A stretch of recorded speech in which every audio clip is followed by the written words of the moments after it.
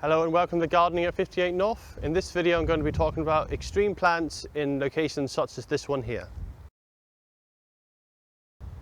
So if I bring you down now to here and I'll show you what kind of plants are growing on this environment. So this kind of area is very exposed. It's basically a sea stack, so what it is the cliff has eroded around from all the other areas, but not this area because the stone is a lot harder. What that has caused is there's a little island here surrounded by sea, which at high tide is completely cut off, and it's a very harsh environment for plants. One, because the soil here is so thin, but also because there's a lot of salt spray that comes up here with the tides and the storms, and also it's very windy, so anything that grows here can't grow very tall because the wind destroys it quite easily. So I'll take you down now and I'll show you what kind of plants are down in this area down here. So here I am now with the camera above the rocks. You can see on the other side, which you couldn't see before because of the stones, it's a sheer cliff up here as well, and all around this sea stack here it's just more sea landscape. As I say, this is covered in high tide when the tide comes in. So I'll take you up now to this section here where I was standing previously, and I'll show you what kind of plants can grow in such a harsh environment. So now that I'm up here, you can see that it's quite high. It's quite an extreme location. The closest plants are over there, you can see. So any plants which are up here now have either been up here since it was detached from the cliff thousands of years ago, or they've been brought in by wind, but more likely they've probably been brought in by birds, because this is a very popular spot for birds, as they can easily roost up here on the top of the stack. They can then jump off at any point and catch the wind and fly off again. So it's a popular bit for birds. So as you can see down here, fortunately it's winter as I record this, so not everything is currently growing, but there's a lot of grasses here. These are quite tough grasses. These are all grasses that are used to coastal locations. This thicker one up here is in fact Marram Grass. This is quite commonly seen on sand dunes. You can see it's got the very thick stems. It's quite a solid plant really. That does well, and the leaves, in fact, they actually curl around on this one. So you can see there, it will curl around if it's dry, and that will just conserve even more moisture. So it's well adapted to any drought conditions. Further down here, we have several other plants which have died off because it's winter, as I say. But there's some small pin cushion type plants down here which are well suited to the wind. They're low lying, they hug the ground so the wind doesn't catch them, and you can even see that they have small hairs on there, and the hairs help to protect them from any other environment and the wind and things like that. So finally, I'm going to bring you further down to that section down there, which, although is lower down, is actually a lot harsher for the plants because it's right next to the sea and it gets a lot of the salt spray. So it's a lot salty down there, and as you can see there's no soil. So we're down here now in the splash zone of the sea.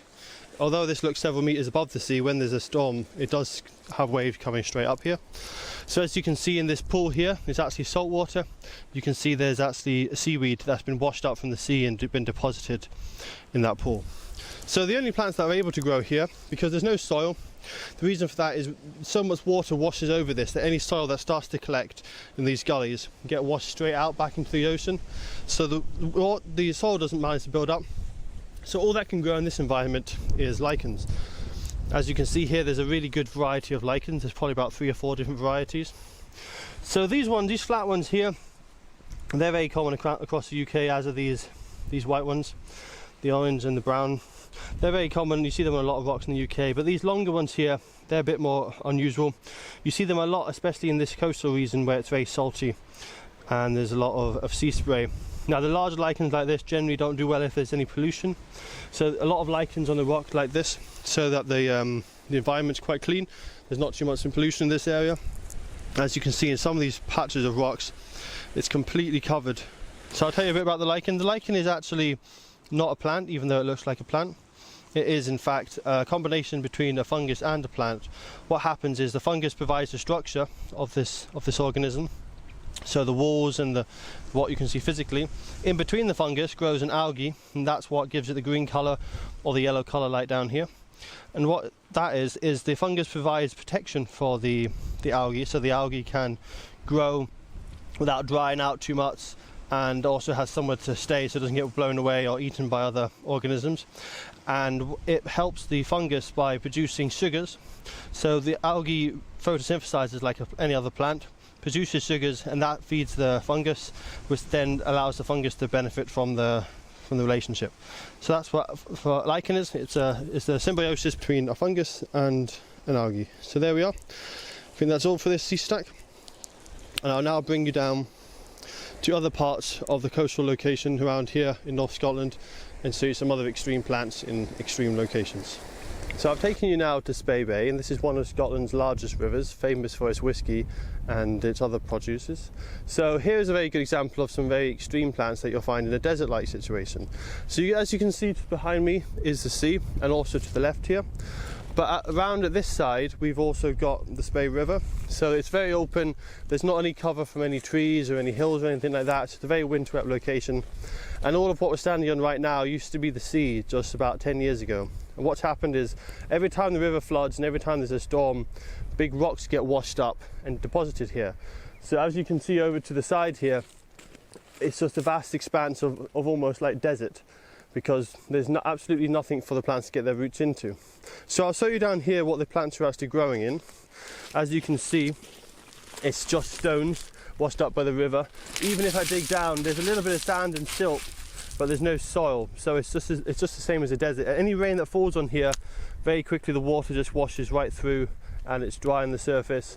Also there's a lot of salt spray from all the storms, so it's very drying for any plants. So the plants that grow here are quite specialised. What we have over here is a maritime Mayweed. Now this plant is well suited to the coastal environments. Its leaves are quite thick, it's slightly waxy texture on them, which helps with the water retention, and they've got nice little white daisy type flowers. As you can see here, there's areas where water has washed up branches and sticks and other sediments. It's performed a bit of a protection for the plants, and that's why there's a lot more growing in this area. Also, as these rot down, you're going to have a lot of organic matter starting to wash in. It's still not a lot compared with most places, but there's at least something for the roots to get into, and you can see there's quite a few small roots starting to form. So the only plants that can grow here are ones that don't have a long life cycle, and the reason for that is because, as I say, this is only about 10 years old, and the stones and the rocks are constantly rearranging and moving. So if anything was to take longer than 2 years to complete its life cycle from seed and then to the next generation, it will just get wiped out, because at any time it could be killed off. So the only other plant that grows here that's actually not a small annual is there's a couple of perennials. So we've got some grasses here which can germinate and seed very quickly. We've also got plantain, which is this plant here. It's got quite thick roots again. It's quite good at taking a lot of dry conditions, and that also can grow up in about a year or two and flower. So there's only one shrub that can actually colonise this area, and that is the broom. So I'll take you now to a couple of areas where the broom lives. What we've got here is a young broom plant. It has nice yellow flowers, you might know it. It's a good spring colour. It normally grows about 2 or 3 metres high, but in this situation the wind is so extreme and the salt spray that it stays quite low. So you can see here that the branches grow sideways, and any branches that have grown up have actually been killed off by the wind and the salt spray over winter. So what this does is it's a very fast growing plant. It can flower within its 2nd or 3rd year of growth. It's also really well suited to this environment. It does very well in a free draining soil, which this is. It also can fix nitrogen with its roots. So although there's no nutrients barely at all in this gravel and stones, it can fix nitrogen out of the soil using bacteria on its roots, and that enables it to grow in this kind of environment. So as you can see, it grows very flat, and anything that comes up gets killed off by the wind, which is why it's remaining so low. And even if this dies after 2 or 3 years, when the sea comes over and erodes a part of it, the seed pods that it has, as they dry out in the summertime, they actually explode open and they can fire the seeds 2 or 3 meters or more. And so it can spread over to an area which might be safe in the next couple of years, whereas this area, if it gets destroyed, its seeds are in a safe area and can continue the generations for next year. So here's a very close relative of the broom. It's also a legume, so it can fix its own nitrogen into the soil. This is a gorse. The gorse has also got a very good added benefit that it's very prickly, so any herbivores that come along, they won't want to eat it because it's too prickly. So this is a gorse. As I say, very similar. It's got yellow flowers again, same kind of root system. This tends to grow a bit smaller, and it's not quite as well suited to this environment, which is why this one is actually growing, as you can see, further down, a slightly more sheltered area, just down from the main splash area of the sea, and this can survive those conditions a bit better. Now there is another interesting plant here, but unfortunately being winter, it's not easy to sow. This is another legume. You can tell it's a legume because it's got the bean kind of pods here. So that means it's going to be able to fix its own nitrogen. And as you can see, this is probably one of the biggest plants there is in this area. The only other ones that are this size are some of the brooms over there. Otherwise, apart from the legumes and a couple of the other smaller plants, it's just a complete barren desert. Down here there's a small collection of plants. Further up there and towards the sea, there's really nothing. It's just completely a barren wasteland, really. So there's a legume here. As you can see, it's winter at the moment, but this actually has quite nice flowers in the summertime, and it's actually quite an attractive plant. It looks very similar to a lupin, in fact. So now I'm slightly further down, away from the worst of the elements. We've also got a bit more water around. The sea spray here isn't as bad, but it's still a very harsh environment, very difficult to grow. But there's a bit less stones here. It tends to be a very sandy environment, so it's not as extreme, but you can still get some slightly more developed plants here. So what this is a wild salvia plant. It's very similar to your sage that you have in your cooking. And in fact, if I rub the leaves on this and smell them, they'll probably smell very similar to sage. It's a close relation. So this is often found in a free draining site. Also, they don't like some of them aren't so hardy to the very hard winters, so this area is quite good because it's near the sea. And it's got a lovely blue flower, this one, in summer. And as you can see, even this one is suffering from the drying winds, as the tips of the leaves are turning brown. But its leaves are really quite thick. They've also got a very fine hair on them. Not sure if that can be really picked up on the camera, but there's a very fine hair on the leaves. You might just see it there as I bend the leaves side to side. And that fine hair actually traps a lot of moisture. You can probably see it on this one easier, actually. There's kind of a whitish sheen to it. That's the tiny little hairs, and they trap the wind and they stop the wind from drying out the moisture from the leaves. So this plant here is actually one of the most important plants in the world. It might not look like much, and it actually looks quite different to anything that you might recognise in your supermarket. But this is in fact a wild cabbage. Now, wild cabbages do originally come from the coastal environment. They're very well suited for that, and it's actually the adaptations which makes them well suited to a coastal environment, which makes it perfect for us to eat them.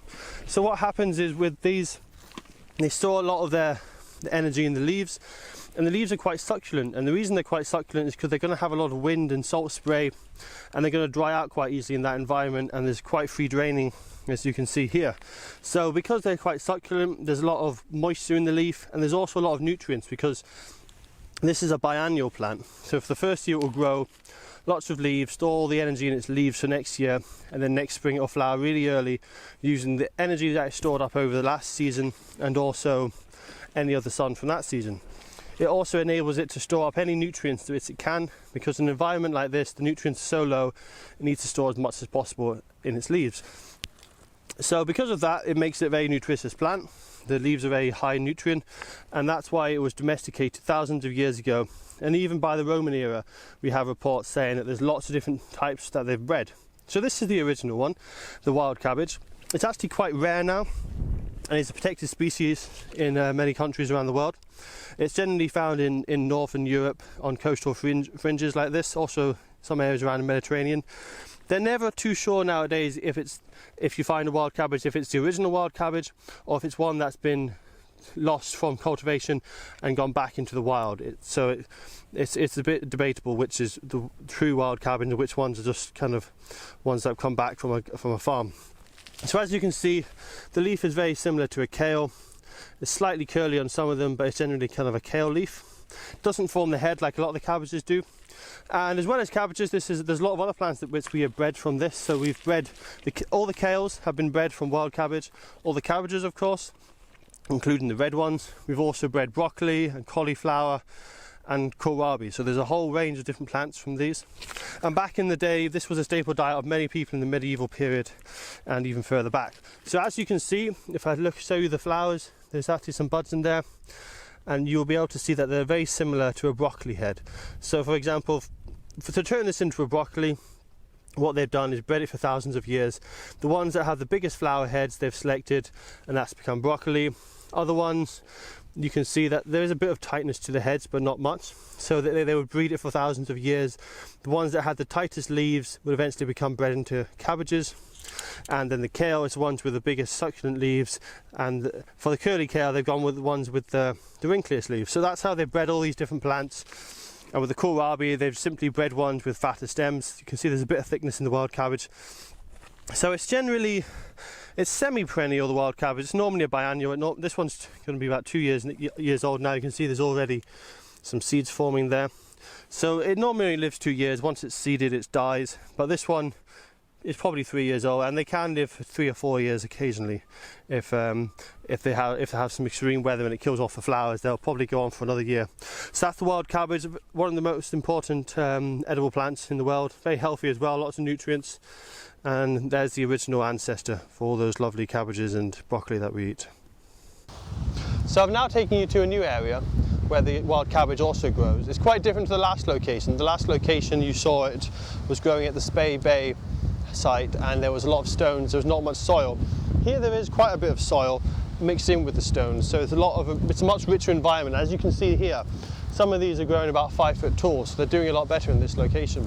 As I pan the camera around to the left now, you'll be able to see that the sea is actually really close, and when there's a large storm, the storm will actually come over, and the water will actually easily splash onto the plants. So they're actually very tolerant of the salt spray.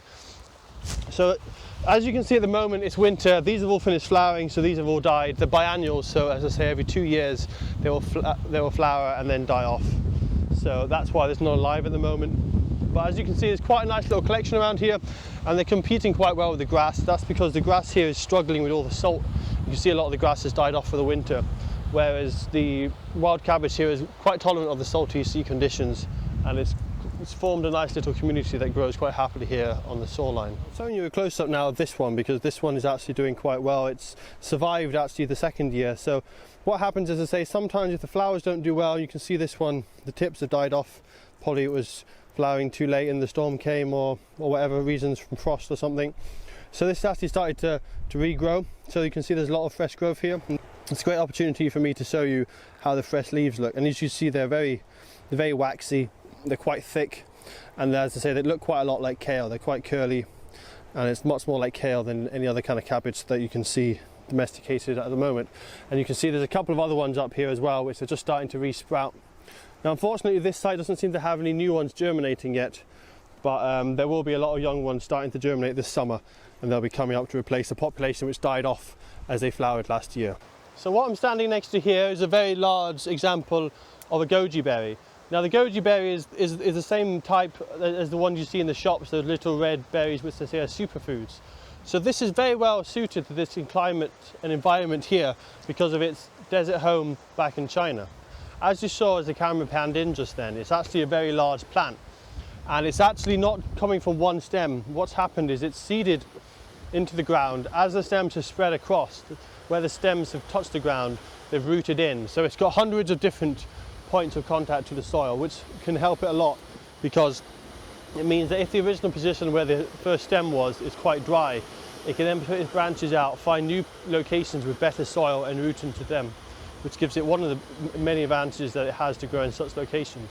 So originally the goji berry is actually from a desert climate in China, and it's been introduced to a lot of places around Europe and coastal environments and the places like that, because they do very well here. Now because it's from a desert environment, it can grow very well in a salty sea spray environment where you got a lot of salt, a lot of dryness because the soil is bad quality, and because of the desert that it comes from, it can handle well with poor soil nutrition levels. So as I was saying, it's grown very well in this environment. As you can see, it's completely covered the whole site. At the moment it's winter, a lot of the shoots have been blown off because of the salt spray, but it's just a tangled mess, and it's actually growing on an old landfill site. So this site was actually a landfill site probably about 50 years ago, and this has grown over it. So underneath here is a load of rubbish, not much soil, and just metal and things like that. And actually coming out of several places along here, there's a lot of metal and plastic coming out. So it's able to grow in that harsh environment. And it's absolutely swamped anything else that's tried to grow, because nothing else is as well suited as this plant to this area. So the goji berry, as you can see, has become an impenetrable fortress of stems and branches. This also helps itself because the stems slow down a lot of the wind and stop any of the erosion, and this is actually doing a great job at holding the soil back. So if this wasn't here, this would probably get washed away from the sea quite quickly and easily. And you can see down here, these stems are actually right down at the sea level, and when there's storms, the waves crash right up against this piece of coast. But the goji berry is really tough, and it can really handle a lot of salt in the soil. So any salt, it might kill off the leaves, but the leaves can come back and they can be regrown, and the stems and the roots are quite happy with it, even very high levels of salt. So that's the goji berry. As I say, it's very well suited to these climates with extreme locations such as these. So this here is the goji berry. As you can see, this is the only section where there's any leaves on it, and this is because this is back from the sea where the leaves haven't been able to be destroyed by the salt winds. And it's a slightly bit warmer as well, so they come out ready for spring. So you can see the young shoots coming through there. As I said, this goji berry is growing on an old wasteland, and it's quite well suited because of its long deep roots. So here are the leaves of the goji berry. They're very small. That also helps because if there's strong winds, a large leaf will be broken off quite easily. The leaves actually feel quite waxy as well. There's definitely a waxy layer on the surface. As I said with the other plants, that helps to keep the moisture in. It stops the air from drying out the leaves too much, and it's just an extra barrier as well to the salt spray, so that keeps the salt from damaging the leaves too much. So you can see we've got lots of little stems, and if I zoom out now, you can see that this plant is just made out of thousands of different stems, and it has spread over a large area of this old landscape. So I'm taking you now on a slightly windier day, so the rest of my videos are actually going to be recorded in calm weather. That's just so it's easier to record, but I thought I'd better show you some rough conditions so you know what it's like for the plants, because showing you all this sunny nice weather isn't giving a true example of what the plants are like. So if you look over here, you can see this is quite a blustery day. This is fairly average conditions for a winter storm here in Scotland. It can get a lot worse than this. I'll also show you some footage of a few years ago when we had some really bad storms.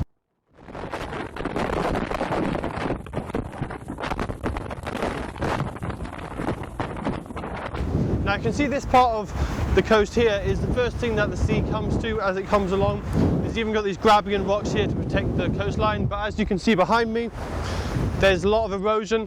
You can see that the coastline has been washed away by a lot of the storms. So this takes the full force of the storms, and the waves come right up and over this grass line here. So everything here gets hammered by salt spray, by wind, and by the sea.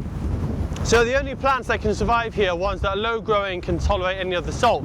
So what we've got further back here is a lot of grass, but right on the edge here, where there isn't much soil and it's actually above the rocks, so there's very little of it to grow on, is something called sea thrift. The Latin name is Armeria maritima, and this grows on really exposed locations where there's thin soil, gets battered by the winds.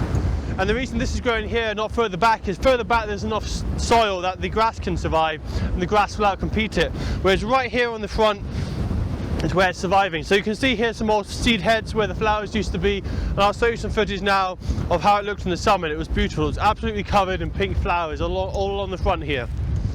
So as you can see, the leaves are very much like grass. It's not a grass, but it looks like a grass, and the reason for that is when the winds batter against it, if it had large leaves, the leaves would be shredded up and damaged. So the small leaves help it to protect itself, and also they're quite waxy, which helps it against the salt. So that's sea thrift, or Armeria maritima. It's one of the most beautiful wild plants we probably have here in the coastal environments in Scotland.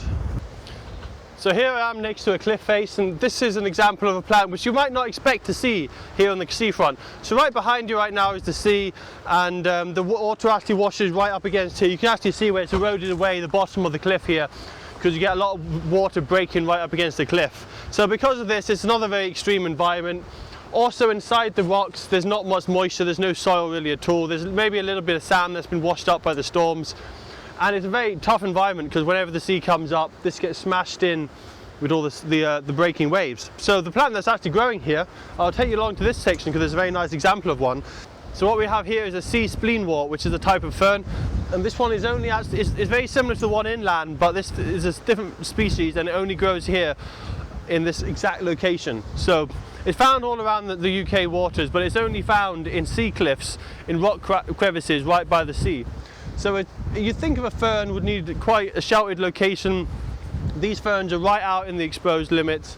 Now they do grow in the cracks in the rocks, simply because out here on the front of the rock there's nothing to put its roots in, but in the crack it can get its roots in deep, holding solid. And even if I plug this really hard, it won't come out. Its roots are solid into the rock, and it needs to be like that because the wind is so strong here and the waves are so powerful washing against it. If it doesn't have that, it'll be washed out in every storm. So It differs very slightly from the one that you find inland, and its leaves are quite waxy. You can probably see that. It's quite a shiny, waxy covering to it, and that's to protect it from the elements. I'll just flex the leaves there, you'll see it's quite a shiny look. You can see in the back, you've got the spore lines there. That's where the spores are. That shows you that it's a fern, and that's where the seeds come from, or the spores in this case. So that's the sea spleenwort, as I say, very specialised for this environment.